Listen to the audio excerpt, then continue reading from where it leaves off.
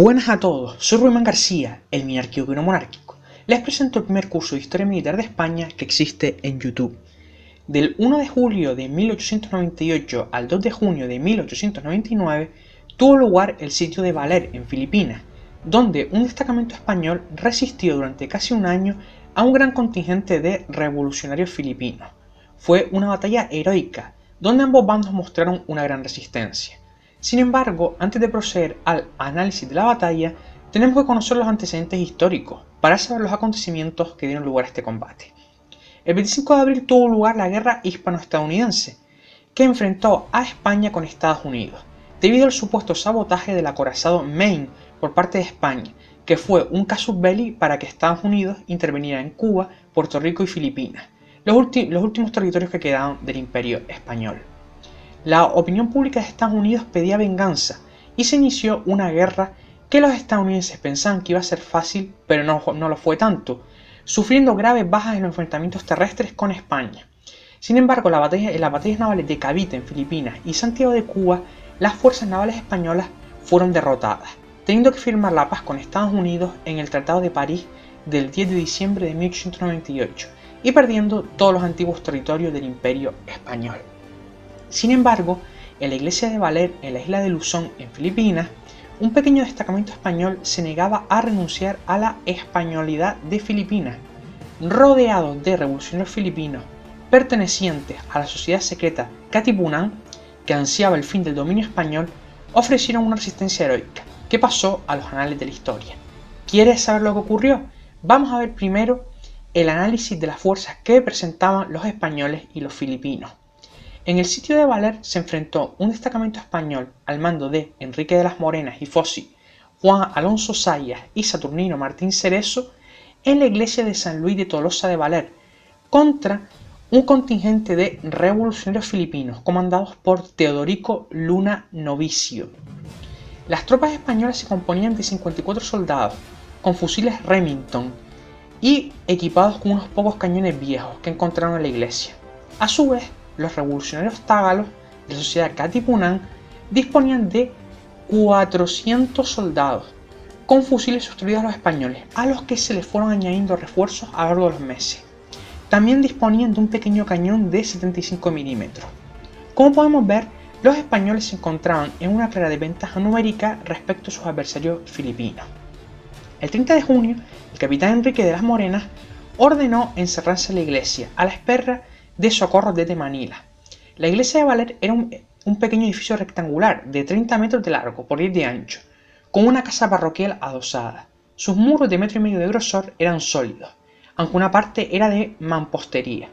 Los soldados convirtieron el campanario en un puesto de observación, excavaron 2 trincheras ante los portalones principales, inutilizaron el resto de entradas y también transformaron las aberturas en aspilleras desde las que disparar a enemigos. Tras introducir provisiones, fabricaron un horno de pan y excavaron un pozo para obtener agua.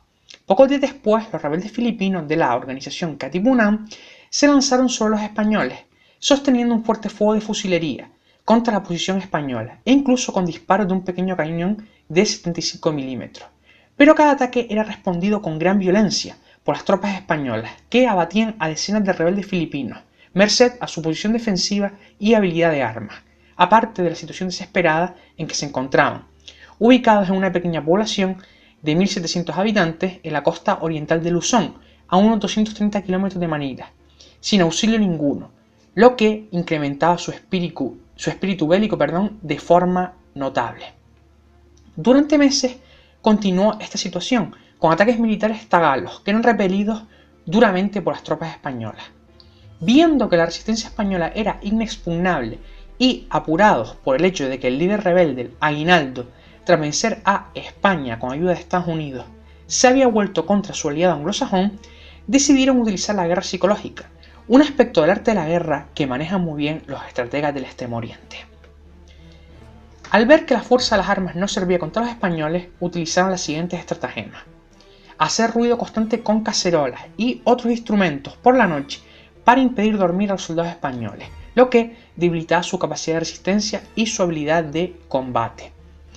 Constantemente también intentaban entablar negociaciones con los españoles, anunciándoles de que España les había abandonado y que la guerra se había perdido contra Estados Unidos.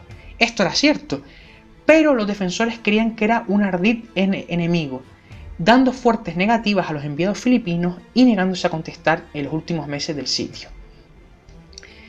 Los filipinos además trajeron a varios desertores españoles que les persuadía para que se rindieran y debilitar su espíritu de lucha. También utilizaban reclamos femeninos que consistían en poner a las mujeres semidesnudas a la vista de los sitiados, así como parejas teniendo contacto carnal. Los últimos de Filipinas, ante esta guerra asimétrica practicada por el enemigo, respondieron de la siguiente forma: celebración de pequeñas fiestas todas las tardes, con el personal fuera de servicio, en el que cantaban canciones y se aplaudía ostensiblemente. Esto irritaba profundamente a los filipinos, que se lanzaban al ataque y eran abatidos con suma facilidad por los soldados españoles, además de subir el ánimo de los sitiados al ver la reacción furiosa de sus enemigos. También envío de cartas donde se invitaba a los insurrectos filipinos a rendirse, proclamando que serían tratados benévolamente y amnistiados, haciendo perder estos los nervios a los sitiadores. Además, ante los reclamos femeninos, los mandos españoles ordenaban a los soldados retirarse al interior de la iglesia, mientras que los sacerdotes entonaban cánticos y oraciones para fortalecer sus espíritus. Además de la resistencia mental del soldado español, hay que tener en cuenta que las escasas provisiones y la situación de penuria que comentaremos a continuación ayudaban a resistir estas tentaciones del enemigo. Los sitiados, aparte del agotamiento y desesperanza que sufrían debido a las condiciones inhumanas en las que vivían encerrados en un pequeño recinto y sitiados por una fuerza superior, fueron azotados por dos males. El primero, la falta de provisiones, y el segundo, una terrible epidemia de beriberi, producida por la mala alimentación y el hacinamiento continuado en un recinto reducido y oscuro. El beriberi es un mal provocado por la carencia de vitaminas de los alimentos frescos y que causa una debilidad progresiva e incluso la muerte si no se recibe tratamiento. Esto le ocurrió a los españoles porque descascarillaron el arroz y al hacerlo se perdió la vitamina que contenía este cereal. Y claro, lo que en esa época tenemos que destacar que no se sabía de la existencia de las vitaminas. Hasta el final del asedio murieron 15 defensores por estas enfermedades, entre ellos los oficiales de las Morenas y Alonso Zayas, por lo que tomó el mando del destacamento español el teniente Saturnino Martín Cerezo. Entrando el otoño, los muertos yacían bajo los pies de los vivos, mientras estos con humor macabro se rifaban el lugar donde ser enterrados. El teniente ordenó por consejo del médico Vigil de Quiñones hacer una salida nocturna para conseguir fruta fresca y airear el recinto, lo que conllevó la mejoría de los enfermos. Además consiguieron infligir bastantes bajas a los filipinos en un ataque sorpresa, matando dos pájaros de un tiro, como dice el dicho.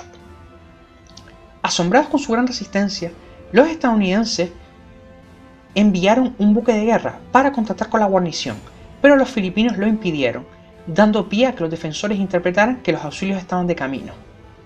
A finales de mayo se libró el último gran combate, cuando los tagalos intentaron inutilizar el pozo de agua para rendir de sed a los sitiados. Poco después llegó desde Manila un alto mando español, con la misión de instar a los defensores a abandonar la resistencia. Para demostrarles que la guerra había terminado, les dejó unos periódicos madrileños con noticias al respecto, pero los defensores consideraron que se trataba de falsificaciones. Viendo que las provisiones se estaban agotando, Martín Cerezo planeó una salida nocturna para abrirse paso hasta Manila. Antes de partir, el teniente destruyó el armamento sobrante y ordenó fusilar a dos soldados que mantenía presos desde febrero, acusados de intentar desertar. La claridad de la noche frustró una primera tentativa de salida. Fue en esos momentos de angustia cuando Martín volvió a hojear los periódicos y halló indicios que le convencieron de que efectivamente habíamos perdido Cuba, Puerto Rico y Filipinas, según sus palabras textuales. Consciente de que la marcha a Manila era una operación casi suicida, comunicó a su tropa la situación y propuso parlamentar con los filipinos para acordar una capitulación, que tuvo lugar el 2 de junio de 1899, arriándose la bandera española en Valer, confeccionada a falta de otra con casullas de monaguillo y tela de mosquitera. Los 33 supervivientes depusieron las armas y fueron conducidos a Manila. Desde allí viajaron en barco hasta Barcelona, donde se les recibió como unos héroes. Tras su rendición, el presidente de Filipinas, Emilio Aguinaldo, emitió el siguiente decreto honrando el valor español.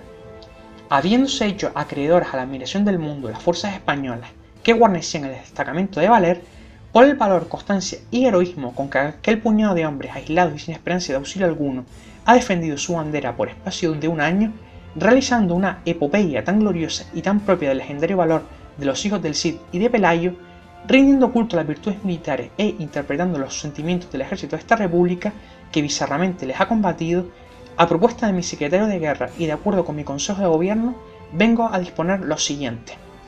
Artículo único.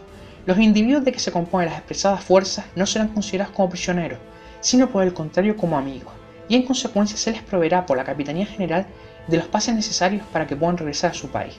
Dado en Tarlac, a 30 de junio de 1899, el presidente de la República Filipina, Emilio Aguinaldo, el secretario de guerra, Ambrosio Flores. Las bajas españolas tras 337 días de asedio fueron de 21 soldados, 19 de ellos a causa del beriberi, mientras que los filipinos tuvieron en total 700 bajas en el sitio. España había perdido, pero con honor. ¿Cuáles fueron las consecuencias de la derrota española en el sitio de Valer? En primer lugar, el fin de la presencia española en Filipinas, tras casi 4 siglos de historia. Estados Unidos luego traicionaría a los tagalos, haciendo un genocidio sistemático de las poblaciones nativas que no se sometieron a sus designios. A pesar de la derrota española, el sitio de Valer fue una hazaña militar, ya que una pequeña fuerza defensora, azotada por el hambre y las penalidades, fue capaz de resistir contra un enemigo muy superior. Incluso en la Academia de West Point se estudia esta batalla, como el mayor exponente de la defensa de un puesto militar fortificado. Reconocimiento de su valor heroico en todo el mundo, incluso el nuevo presidente de Filipinas, Aguinaldo, les concedió gran cantidad de honores por su gesta y emitió un decreto que comentamos antes, donde se les consideraba amigos y pudieron regresar a España sin problema. Aunque pueda parecer sorprendente, fueron también objeto de un gran recibimiento en España, cosa que no es habitual en nuestro país, que desprecia a sus héroes. Pasados los siglos, en el 2008 se conmemoró el fin del sitio de Valer, como el Día de la Amistad Hispano-Filipina, que es el 30 de junio, día en que se emitió el decreto del presidente Aguinaldo. Hasta aquí el vídeo de hoy, espero que te haya gustado y que lo compartas en redes sociales para que más personas puedan disfrutar de él.